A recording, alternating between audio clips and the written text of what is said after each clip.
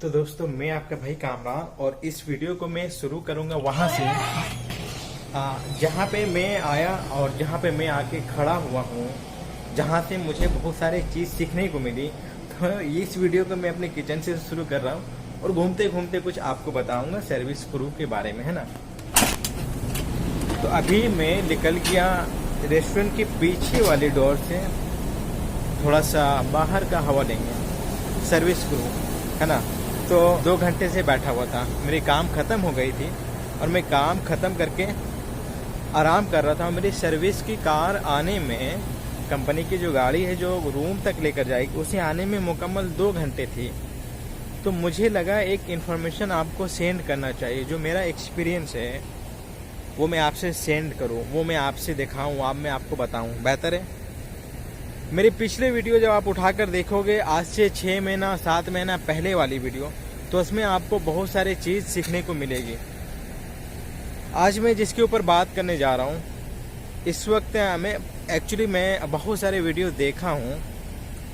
इस वक्त इंडिया में जो लोग और जिनके पास जॉब नहीं है, वो सर्विस क्रू में आ सकते हैं।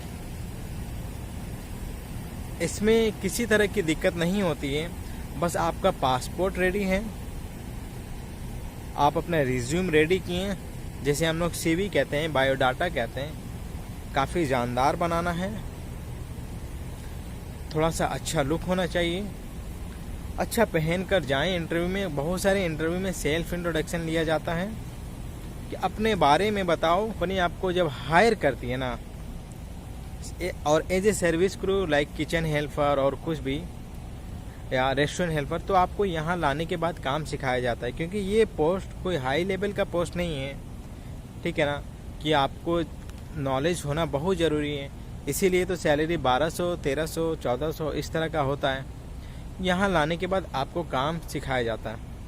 मैं बताना ये चाह रहा था कि जिन बंदे को जॉब की तलाश है और उनके पास जॉब नहीं है, तो वो बंदा आज के डेट में कहीं भी, चाहे सऊदी अरबिया आए, दुबई आए, ओमान, बहरीन, कतर, गल्फ़ की दरवाज़ा तो खुला है। आओ, हमेशा आओ, सर्विस क्रू में काम करो और 2 साल काम करो मुकम्मल। 2 साल काम करने के बाद काम आज जब सीख जाओगे, पैसा आपकी नहीं बढ़ेगी तो आप चले जाना।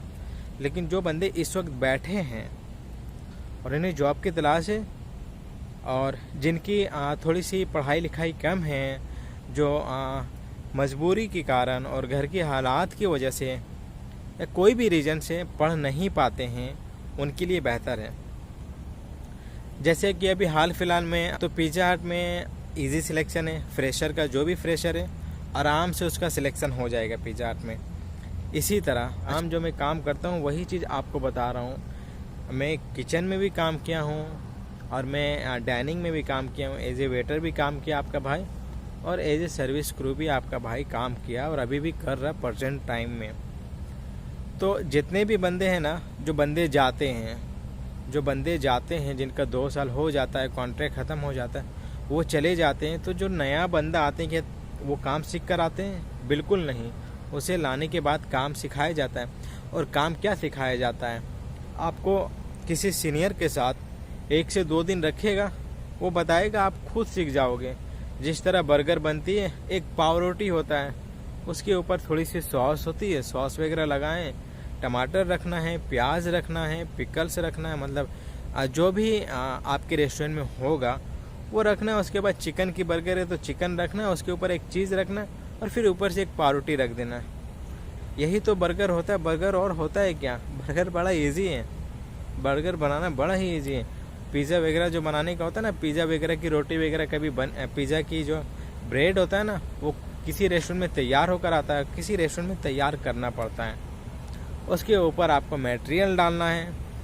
हर एक चीज़ का मशीन होता है, मशीन में टाइमिंग होती है, मशीन के अंदर डाल दिए, टाइमिंग लगा दिए, बनकर निकल गई, ठीक है। अब इसमें क्या होता है पिज़्ज़ा वगैरह में, हर पिज़्ज़ा में चीज़ होता है, हर पिज़्ज़ा में चीज़ होता है।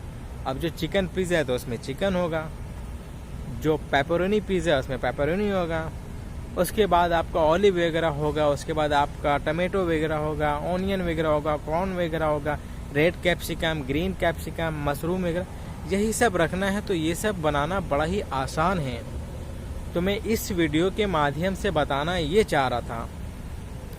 और मैंने ये भी देखा है कि बहुत सारे इंडिया में बहुत सारे सिटी में ना, जो बंदों को नहीं पता है वो 1 लाख रुपया देकर या 90,000 1,20,000 भी देकर आ रहे हैं।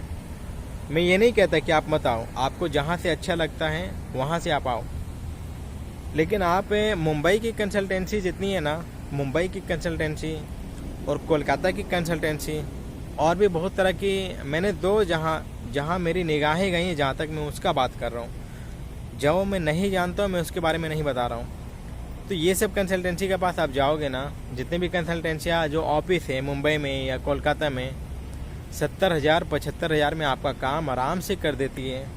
और आप आओगे आराम से 2 साल काम करोगे। काम करने के बाद अगर आपको समझ में आता तो आप फिर कंटिन्यू करो, नहीं समझ में आता तो चले जाओ। आप काम भी करोगे, वक्त भी आपका यहाँ पे गुजरेगा। और सऊदी आने का एक फ़ायदा ये भी है कि हरम शरीफ की ज़ियारत हो जाती है, उम्रा हो जाता है और मदीने में हाजिरी भी नसीब हो जाती है। तो सऊदी अरबिया आने की यही एक बेनिफिट भी है। तो जो बंदे लोग फ्रेशर हैं, एकदम फ्रेशर हैं और जिनको ये डर है कि नहीं मैं क्या करूँगा जाकर, तो एक टाइम में मैं भी यही सोच कर आया था। और मैं अपने बारे में बताऊं तो बहुत लंबी स्टोरी हो जाएगी, मैंने पिछले बहुत सारे वीडियो में बता रखा है। तो कोई डरने की ज़रूरत नहीं है। अभी भी देखो बहुत सारा वैकेंसी निकला है ना, कुदू का निकला है, मेस्ट्रो पिज़्ज़ा में बहुत सारे बंदे आकर काम कर रहे हैं। हाँ, थोड़ा सा जिसमें सैलरी ज़्यादा होता है ना, 1500-1600, उसमें थोड़ा सा इंटरव्यू टफ हो जाता है, तो वो ऑफिस वाला गाइड कर देते हैं, तो आप लोग आराम से निकाल सकते हो। और किसी में पासपोर्ट ECR होना ज़रूरी होता है। तो जो लोग भी अब पासपोर्ट बना रहे हैं ना, और तो ECR मत बनवाएं, ECNR बनवाएं। तो बहुत सारी कंपनियां जो है ना ECNR चाहती है। तो यहाँ आने के बाद मुझे भी ट्रेनिंग दिया गया था, मैं भी काम सीखा।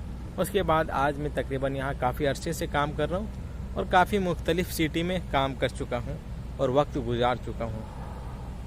तो बताने का मतलब यही था, बोलने वाले बहुत सारे लोग होंगे, लेकिन आप जब उससे हेल्प मांगोगे ना तो कोई भी हेल्प नहीं करेगा। तो जब आपका दिल, आपका जहन इजाज़त देगा तो सिर्फ आप अपना सुनना, दूसरों का मत सुनना मेरे दोस्त। आपको मशवरा देने वाले 1000 होंगे, सुनो हर किसी की, लेकिन अपना बात जो तुम्हारा दिल कहता है, तुम्हारा दिमाग कहता है, वही करना। तो ये मैं कह रहा था कि 1000 में भी इंटरव्यू होती है, 1200 की भी इंटरव्यू होती है, 1300 की भी इंटरव्यू होती है। आराम से आकर यहाँ पे काम कर सकते हो, अपना वक्त गुजार सकते हो और अपने फैमिली को सपोर्ट कर सकते हो। फिर धीरे धीरे बहुत सारी कंपनी पैसा बढ़ा देती है, बहुत सारी कंपनी नहीं भी पैसा बढ़ाती है। लास्ट में एक बात और कहूँगा कि सप्लायर में बहुत सारे बंदे आकर ना यहाँ पे फंस जाते हैं। तो हर सप्लायर ख़राब नहीं होता, बहुत सारे बार बंदे की भी गलती होती है, लेकिन वो एक्सेप्ट करना नहीं चाहता है और पूरी जिम्मेदारी कंपनी के ऊपर थोप देता है। आप आए हैं काम करने के लिए ना, अगर आप काम नहीं करोगे तो आपके साथ एक्शन तो लिया जाएगा ना। यहाँ पे आप आए हो, कंपनी आपको मंगाया है, कंपनी आपको सैलरी देगा तो आपका चेहरा देख कर देगा, आपसे काम तो लेगा ना वो। तो बहुत सारे बंदे क्या है ना, इंडिया में आज़ादी की तरह रहते हैं और यहाँ पे आने के बाद थोड़ा सा बंदे के अंदर बंध जाते हैं कि बस काम में जाना है, काम करके आना है, ड्यूटी से घर से ड्यूटी हो जाती है। तो बहुत सारे बंदे ना परेशान हो जाते हैं। तो अगर आप काम नहीं करोगे तो कंपनी तो एक्शन लेगी ना। तो हर कंपनी ख़राब नहीं होती है, समझ रहे हो ना। और मैंने जहाँ तक देखा है अपनी निगाहों से, तो सर्विस क्रू की लाइन बेटर है दोस्त, ठीक है। रोने वाले रोते हैं लेकिन फिर भी उसी कंपनी में काम कर रहे हैं। आपको बोलेंगे आप मत आओ, लेकिन फिर वो बंदा उसी कंपनी में काम कर भी रहा। आपको बोलेगा कि मैं चले जाऊँगा 2 साल में, और फिर देखो तो फिर वो 2 साल उसी कंपनी में लगा रहा है। तो बहुत तरह की बात होती है ना। अगर आपको अच्छा लगता है तो आओ, क्योंकि इस वक्त बहुत सारे लोगों के पास जॉब है इंडिया में, बहुत सारे लोगों के पास जॉब नहीं है। तो ये जो जॉब है ना, ये जॉब सर्विस क्रू की एक ऐसा लाइन है कि यहाँ आने के बाद आप आराम से काम कर सकते हो। और टेलीग्राम का लिंक है, वो होगा डिस्क्रिप्शन में, ज्वाइन कर लें। इसको ज्वाइन करने से ये होगा कि कुछ अगर वैकेंसी होगी ना कहीं की, तो मैं वहाँ पे डाल दूँगा नंबर के साथ, डिटेल्स के साथ। आप जाकर आराम से देख सकते हो, ऑफिस में जाकर बात कर सकते हो। अपने कीमती अल्फाज कमेंट बॉक्स में ज़रूर डालें।